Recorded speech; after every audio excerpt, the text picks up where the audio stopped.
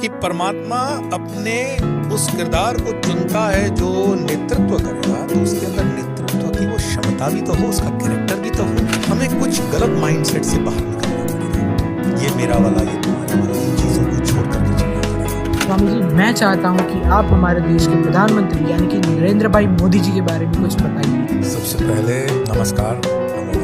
क्योंकि प्रश्न जो है, कई लोगों को लगता है कि हम राजनीति की तरफ बढ़ रहे हैं, इसलिए मैंने हमेशा जिज्ञासा को इस प्रश्न को डाला है कि क्या मोदी जी के विषय में मैं कुछ कह सकता हूँ, क्योंकि मोदी जी वलसाड़ से, गुजरात से ही हैं और यहाँ के प्रचारक रहे हैं। लेकिन कभी भी इस बात को हम मिक्सअप नहीं करते हैं। रीज़न ये है कि इस देश की सत्ता पर जो भी ऊपर बैठता है, ये सनातन भूमि है और बिना परमात्मा की इच्छा के कर देते हैं कि पत्ता इतनी बड़ी सत्ता पे भी उसकी कोई ना कोई इच्छा होगी। तो मैं कुछ आप लोगों से अभी जो आज विषय पर बात कर रहा हूँ, वो थोड़ा आपको अजीब भी लग सकता है, लेकिन मेरी बात को आप काउंटर चेक जरूर करिएगा कि यूट्यूब और गूगल पर जब आप देखेंगे, मोदी जी के जितने प्रशंसक भारत में हैं, उनसे कई गुना मोदी के विरोधी विदेशों में बसते हैं। और कई वीडियो तो ऐसे हैं कि मक्का मदीना के अंदर उनके बुरे होने के लिए दुआएं मांगी जाती हैं, और ऐसी ऐसी दुआएं मांगी जाती हैं कि आप अगर सर पीट लेंगे कि मोदी के ऊपर से टायर निकले, ट्रकें निकले, कीचड़ हो, गोबर बढ़े, इस तरह की दुआएं मांगी जाती है रीत से। और ये हिंदुस्तान को छोड़कर बाकी अन्य दूसरे विधर्मी देशों में तो बहुत होती है। तो अगर ये मैंने जैसे वीडियो बनाया है कि नजूम होता है या दूसरी विद्याएं होती है, जादू होता है, तो फिर मोदी जी के ऊपर उसका असर क्यों पड़ता है? ये बहुत प्रश्न पूछा जाता है। एक बात, जिसकी विराट की इच्छा के अनुसार हम जीवन यापन करते हैं, तो विराट की इच्छा सब पर है। कहते हैं ना, मुद्दई नाम चाहे तो कब क्या होता है, वही होता है, खुदा होता है।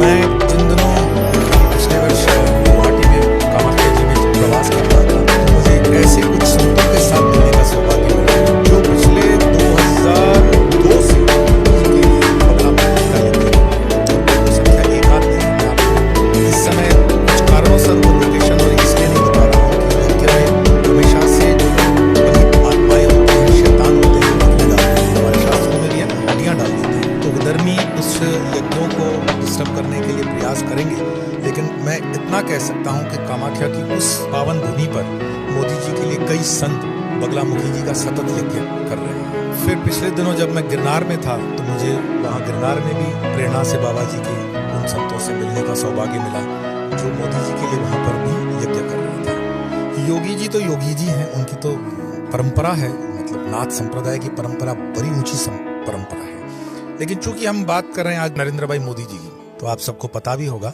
कि वो संघ के कभी के जमाने में प्रचारक रहे थे, और वो प्रचारक के कार्य से वलसाड़ भी थे, और वलसाड़ काफी समय हो रहे। धर्मपुर कपराड़ा में उन्होंने बहुत काम किया हुआ है। आप जो मोदी जी को आज देख रहे हो, वो उस समय के मोदी जी बिल्कुल अलग थे, और आज भी कुछ लोग जीवित हैं, कुछ क्या बहुत कुछ वलसाड़ में आपको मिल जाएंगे जो कहेंगे कि मोदी जी उनके बाहर बैठ करके रोटी और सब्जी खाते थे। ये मैं बिल्कुल गंभीरता पूर्वक आपको बात बता रहा हूँ। वलसाड़ शहर के अंदर आप आइए और कहिए कि मोदी जी को जानने वाले आरएसएस के हमें पुराने लोग दिखाइए। आज भी अनिल भाई पारिक करके आपको मिलेंगे जो आपको कहानियां ये बताएंगे। हिंदवानी जी अभी शांत हुए हैं, वो बताते थे। और मेरा सौभाग्य रहा कि इन दिव्य मूर्तियों से मैं तो कई वर्षों 20-25 साल से साथ में हूँ, काम किया है। मोदी जी के विषय में उनके जो नजदीकी मित्र थे, उनसे भी मेरा संपर्क रहा। पिछले साल चुनावों के दौरान मैं मोदी जी के पूर्व आश्रम के घर पर भी गया, उनके भाई साहब से मुलाकात हुई, लेकिन मैंने अपना परिचय कभी इस तरह से नहीं दिया कि मेरा परिचय क्या है, क्योंकि एक भगवा पहनने के बाद हमारा कोई पूर्व परिचय नहीं रहता है। मोदी जी के साथ मेरा कोई पूर्व परिचय है तो जो ये कह रहा है उसका पूर्व परिचय नहीं है, और जिसका पूर्व परिचय था वो ये नहीं है, तो इसलिए उस पूर्व परिचय के विषय में मैं ज्यादा नहीं बता पाऊंगा। लेकिन हाँ, मोदी जी इतने स्तर पर जरूर पहुंच गए हैं कि हमारे जो गुरु महाराज ईश्वरानंद गिरी जी महाराज, उनका एक वीडियो होगा यूट्यूब पे, आप सर्च करिएगा। ये मैं बात बता रहा हूँ आपको 2014 के पहले की बात है, जब वो मुख्यमंत्री थे गुजरात के, और एक कार्यक्रम के अंदर का ये वीडियो है जहाँ पे ईश्वरानंद गिरी जी महाराज बता रहे हैं मोदी जी की उपस्थिति में, अंग्रेजी के अंदर वो संबोधन कर रहे हैं कि प्रधानमंत्री करके वो संबोधित कर रहे हैं, और फिर वो कहते हैं कि यस, मैं प्रधानमंत्री करके ही आपको संबोधित कर रहा हूँ, मुझे पता है आप अभी बन के तो चीफ मिनिस्टर आए, लेकिन आप प्रधानमंत्री बने। इस स्टेटमेंट से आप समझ जाओ कि भारत के हजारों संतों, हजारों ऋषि मुनियों की ये चाहना थी कि मोदी जी प्रधानमंत्री बने। तो मोदी जी को प्रधानमंत्री बनने के लिए ठीक है, एक चुनाव की प्रक्रिया ने काम किया होगा, वो तो ठीक है, लेकिन मैं एक दैविक शक्ति भी देखता हूँ, दैविक लोगों की और मोदी जी के कई किस्से ऐसे हैं जो कभी मीडिया में नहीं आए, क्योंकि मोदी जी से मीडिया इतनी अभिभूत है कि वो सारा समय मोदी जी के पास रहते हैं। लेकिन मोदी जी से जुड़े हुए ऐसे अनंत लोग हैं जिनके पास उनके कई किस्से हैं। मैं अपने गुरु आश्रम से आपको ये कुछ चीज़ें बता सकता हूँ। जैसे उन दोनों हमारे गुरु महाराज बुद्धेशानंद जी महाराज रामकृष्ण मिशन के 12वें अध्यक्ष, वो गुजरात में थे और गुजरात में शायद राजकोट आश्रम के वो अध्यक्ष थे, शायद नहीं पक्का। और फिर ऐसा समय आता है कि बुद्धेशानंद जी को प्रमोशन मिल जाता है कि आप अपनी जवाबदारी बेलूर मठ में आगे बढ़ाइए और उनकी जगह पे आत्मस्थानंद जी महाराज आएंगे। आत्मस्थानंद जी महाराज जो थे वो राजकोट के अंदर जब जवाबदारी लेते हैं तो मोदी जी से उनका संपर्क बहुत गहरा बनता है। जहाँ तक मुझे सुनने सुनाने में आया और ये प्रमाणिक भी है कि वो सन्यासी बनना चाहते थे रामकृष्ण मिशन के। आत्मस्थानंद जी महाराज ने उनको तब प्रेरणा दी कि नहीं नहीं, तुम्हारे लिए और भी कार्य है, बड़ा कार्य है, सन्यासी तो है ही, तुम सन्यासी हो। और आप देख लीजिएगा, ये जो मैं स्टेटमेंट कर रहा हूँ ये मोदी जी की कोई पॉलिटिकल कैरेक्टर को लेकर के मेरी स्टेटमेंट नहीं है, लेकिन मोदी जी का चाल चलन, उठक बैठक, उनकी जो टेस्ट है, उनका जो सिलेक्शन है, वो एक योगियों की तरह है, एक सन्यासियों की तरह है, एक विरक्त जीवन है उनकी। आप मोदी जी को हो सकता है आप उनके विरोधी हों, लेकिन आप उनकी ईमानदारी, आप उनकी निष्ठा, आप उनके देश प्रेम, आप उनके राष्ट्र प्रेम पर कभी भी शक नहीं कर सकते हैं। मैं ऐसे मुसलमानों को जानता हूँ जो हो सकता है मोदी जी के कट्टर विरोधी हों, लेकिन उनकी निष्ठा पर उन्होंने डाउट नहीं किया। हमारे वलसाड़ के नजदीकी माइक्रोइंक के मालिक रहते हैं गफूर भाई बिलखिया, मेरे बहुत अच्छे परिचित थे। पिछले कुछ सालों से मैं संपर्क में नहीं आया उनके स्वास्थ्य की वजह से, लेकिन बिलखिया जी और मोदी जी की दोस्ती जगजाहिर है, पुरसों की दोस्ती। मोदी जी के ज्यादा अच्छे संबंध मुस्लिम समुदाय से इतने गहरे हैं कि आप आश्चर्यचकित हो जाओगे कि ये कैसे हो सकता है। तो ये तो एक क्या हो गया कि मीडिया ने एक अपना मेंटल स्ट्रक्चर बनाया कि हम मोदी के विरुद्ध काम करेंगे, कि इंटरनेशनल लॉबी ने काम किया। अदरवाइज आप देखोगे गुजरात एक ऐसा स्टेट है कि जहाँ के मुसलमान पूरे हिंदुस्तान में सबसे समृद्ध और सुखी मुसलमान है, पढ़े लिखे मुसलमान है, यहाँ शांति है, अमन है। क्यों? तो मोदी जी ने उस चीज को एक डायरेक्शन दी। लेकिन चूंकि हम मोदी जी के पर्सनल अन्य उपलब्धियों पे बात कर रहे थे, तो मोदी जी के विषय में और संतों में जैसे हम जाएंगे, जैसे मैंने बताया ईश्वरानंद गिरी जी ने उनको बताया कि आप पीएम बनने वाले हैं, पीएम बनोगे, हमारी इच्छा भी है और अब बनोगे भी। मुझे याद आता है महाबाबा जी के संकेत से मैं एक संत से मिला था, उन दोनों में बड़ा व्यथित था, मैं खुद भी परेशानी के दौर से गुजर रहा था और मैं बिल्कुल ये ईमानदारी से आपको बात बता रहा हूँ, मैं जेल के अंदर था। यही भगवा आतंकवाद का केस मुझ पर जो लगाया गया था, गलत केस था, तो एक एसपी मेरे से मिला। आज भी उन जेलों के सारे एसपी मेरे अच्छे परिचित हैं, कई मेरे संपर्कों में भी रहते हैं एज ए स्पिरिचुअल पर्सनैलिटी, चूंकि मेरी स्पिरिचुअल लाइफ अंदर रही। तो मुझे याद है वो एक होम सेक्रेटरिएट से भी एक अफसर था, क्वेश्चन सेम ही था। तो टॉर्चर के बाद उन्होंने पूछा, उस समय यूपीए की सरकार थी और दूर दूर तक ऐसा लग नहीं रहा था कि यूपीए सरकार इस देश से जाने वाली है और बीजेपी पे आने की कोई संभावना नहीं थी। 2012 की मैं आपको बात बता रहा हूँ। तो मुझे पूछा गया कि तुम्हें क्या लगता है इस देश में क्या बीजेपी आएगी? तो मैंने कहा बिल्कुल, आप लिख के लीजिए 2014 के अंदर बीजेपी आ रही है। मैं तो अंदर था, कोई मेरे पास सुविधा दूसरी थी नहीं। तो उन्होंने कहा अच्छा इतना तुम्हें कॉन्फिडेंस है तो बताओ 2014 में अगर बीजेपी जीत रही है तो तुम्हारे कैंडिडेट तो बाहर लड़ रहे हैं। और उन दोनों अडवाणी जी बड़ी लीड ले रहे थे। एक समुदाय चाहता था कि मोदी जी को आगाह किया जाए, एक वर्ग मतलब चाहता था, और कुछ जो वृद्ध वर्ग था वो चाहता था अडवाणी जी रहे। उन दोनों सुषमा स्वराज जी भी थे, और ये तो सब आदरणीय है। लेकिन राजनीति के माहौल में बाला साहब ठाकरे की भी एक स्टेटमेंट आगे चल करके आती है, तो माहौल कुछ ऐसा कंफ्यूजन था कि पता नहीं कौन प्रधानमंत्री बनेगा। तो जब उन अफसर ने मुझे पूछा कि तुम्हारा तो ठिकाना नहीं है मतलब लोगों का कि कौन प्रधानमंत्री बनेगा, आपस में लड़ मर रहे हो, कैसे कहते हो कि बीजेपी जीतेगी? मैंने कहा बीजेपी जीतेगी और नरेंद्र भाई मोदी जी प्रधानमंत्री बनेंगे। उनको बहुत गुस्सा आया, बोले तुम पागल हो चुके हो। अब मैं उनको ये नहीं बता सकता था कि मुझे जिस व्यक्ति या जिस पर्सनैलिटी या जिस शक्ति या जिस दिव्य आत्मा या जिस दिव्य पुरुष ने ये संकेत बताया है, आई डोंट डाउट, मुझे उन पर कोई शक नहीं था। और बड़ी निष्ठा और श्रद्धा से मैंने कहा कि मोदी जी प्रधानमंत्री बने। तो उन्होंने अपने उस ईगो में कहा कि ठीक है, अगर ये बात सच होती है तो मैं आपको प्रणाम करने इसी जेल के अंदर आऊंगा। मैं नाम फिर भी नहीं बताऊंगा क्योंकि आज भी शायद वो सर्विसेज में है और सीनियर सेक्रेटरी में हो सकते हैं, वो मेरा कोई संपर्क अभी नहीं है। और उन्होंने अपनी जबान निभाई। 2014 के अंदर मोदी जी प्रधानमंत्री बने और वो मुझे मिलने के लिए जयपुर जेल में आए थे। बड़े आदर के साथ उस वक्त के तत्कालीन सुपरिटेंडेंट के सामने उन्होंने अपने जूते उतारे। सुपरिटेंडेंट देखते रह गए। शाम को 7:30-8 का समय हो चुका था, सारी जेल बंद हो चुकी थी। बावजूद उसके मेरे दरवाजे का लॉक खोला गया। मुझे उन्होंने बाज़िद कहा कि स्वामी जी बैठिए, आपसे बात करनी है। और उन्होंने कहा कि मुझे समझ में नहीं आता कि मैं क्या कहूँ, मेरे पास शब्द नहीं। क्या आधार था आपका कि मोदी जी प्रधानमंत्री बनेंगे? मैंने उनको हंस के कहा कि मोदी जी प्रधानमंत्री बनेंगे ये मोदी जी की या बीजेपी की या आरएसएस की इच्छा नहीं है, ये सारी कायनात की इच्छा थी कि मोदी जी प्रधानमंत्री बने, वो बन गए। उनकी फिर जिज्ञासा रही, उन्होंने कहा आगे क्या देखते हैं? उन्होंने कहा आगे तो मैं ये देखता हूँ कि अब तुम्हारे हमारे संकट के बादल छिट गए, जो विधर्मी प्रकार की सरकार थी उसका विध्वंस हो गया, अब इस देश के अंदर धर्म की स्थापना होगी। और जब मैं धर्म कहता हूँ तो उसमें वही मोदी जी वाला कि जो उस देश में रहते हैं वो सारे अपने हैं, जो उस देश से जुड़े हुए हैं वो सारे अपने हैं।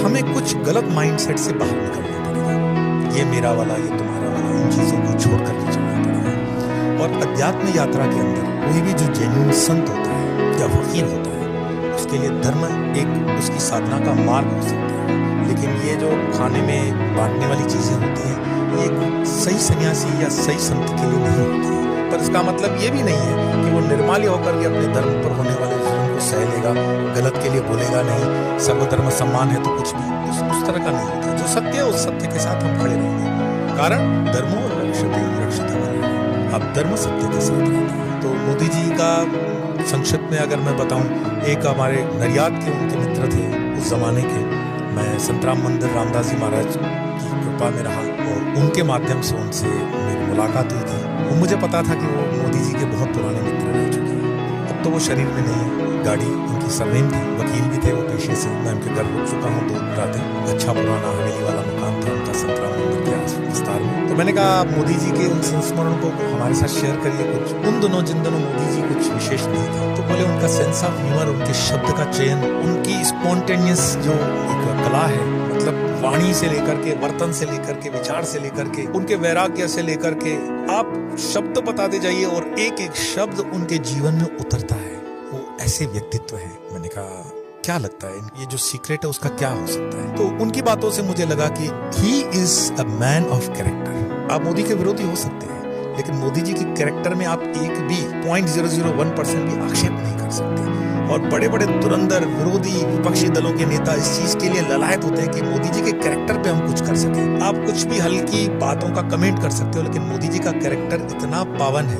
ये ब्रह्मचर्य का मुझे लगता है कि सटीक एक एग्जाम्पल है। मोदी जी के जीवन का खान पान रहन सहन, आपको वो याद होगा कि ओबामा से मिलने गए हैं और नवरात्रि का उपवास है, अमेरिका की धरती है, और वो 9 के 9 दिन शुरू से ही, ऐसा नहीं कि वो आडंबर अभी उन्होंने कोई नवरात्रि चालू की होगी, नहीं। मोदी जी की तपस्या, मोदी जी का ध्यान, मोदी जी का योग, मोदी जी का ये सब कुछ पहले से ही रहा है। जो उनके पुराने लोग उनसे जुड़े हुए वो हमेशा कहते थे मोदी जी एक झोला डालते कंधे पे, उनके 2 कुर्ते रहते, संघ के जिन स्थानों पे वो रहते थे वो पुराने लोगों से मैं मिला हूँ। और मैं बड़ी प्रामाणिकता से कहता हूँ कि परमात्मा अपने उस किरदार को चुनता है जो नेतृत्व करेगा, तो उसके अंदर नेतृत्व की वो क्षमता भी तो हो, उसका कैरेक्टर भी तो हो। अगर आपके पास कैरेक्टर नहीं है तो लक्षणों के ऊपर लक्ष्मी होती है, कर्मों के ऊपर कृपा होती है। आपके अगर लक्षण नहीं है तो लक्ष्मी भी नहीं टिकेगी। कई लोग कहते हैं ना हमारे पास लक्ष्मी नहीं आती है, आपके लक्षण ठीक नहीं है। और कृपा तब होती है जब आप वो कर्म करते हो। तो लक्षण भी मोदी जी के और कर्म भी मोदी जी के,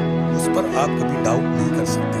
आपको लगता होगा मैं मोदी जी को कुछ प्रमोट कर रहा हूँ, लेकिन बात ये नहीं है। बात यह है कि आप अपने जीवन में जीवंत आध्यात्मिक व्यक्तियों को देखें, समझें और सोचें कि आध्यात्मिकता क्या होती है, ब्रह्मचार्य क्या होता है, जीवन में चलने का क्या तरीका हो सकता है। माँ के प्रति आपने उनका प्रेम देखा, ये प्रधानमंत्री बनने के बाद नहीं था, शुरू से वो माता के लिए उनका वो स्नेह और प्रेम रहा।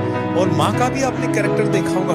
अगर ये दूसरे दल की माँ होती ना तो आज तक तो दिल्ली में उनके नाम पे 50 चौक बन गए होते। लेकिन उस माँ ने जो त्याग तपस्या की जीवन समर्पित की है इस राष्ट्र को, आने वाले सालों में आप देखेंगे कई बच्चे उनके जीवन पे PhD करेंगे। ऐसे अनंत कई एक्सपीरियंसेस हो सकते हैं, पर मुझे लगता है कि हमें जो उनके जीवन से सीखना चाहिए। मरने के बाद तो देखिए हाथी जिए तो लाख, मरे तो 1.25 लाख। तो हम कहते हैं, किसी ने ओशो से पूछा था कि भगवान बुद्ध जब थे तो बुद्ध के समय में उनको लोगों ने भगवान पहचाना क्यों नहीं? अब मेरे शब्दों पे ध्यान दीजिएगा। ओशो वही मंच से कह रहे हैं बुद्ध सदैव से रहे हैं, बुद्ध सदैव रहेंगे, और बुद्ध इस समय भी तुम्हारे साथ है, क्या तुम पहचान पाओगे? ओशो का उस समय भी संकेत था कि तुम्हारे साथ जो बैठा हुआ है वो बुद्ध है। बुद्ध ऐसा नहीं होगा कि बुद्ध जो हम गौतम बुद्ध जानते हो, बुद्ध मीन्स एनलाइटमेंट, अपने जो परिकाष्ठा पर पहुंच गई अनुभूति, वो सब बुद्ध है। रामकृष्ण बुद्ध है, रमण महर्षि बुद्ध है।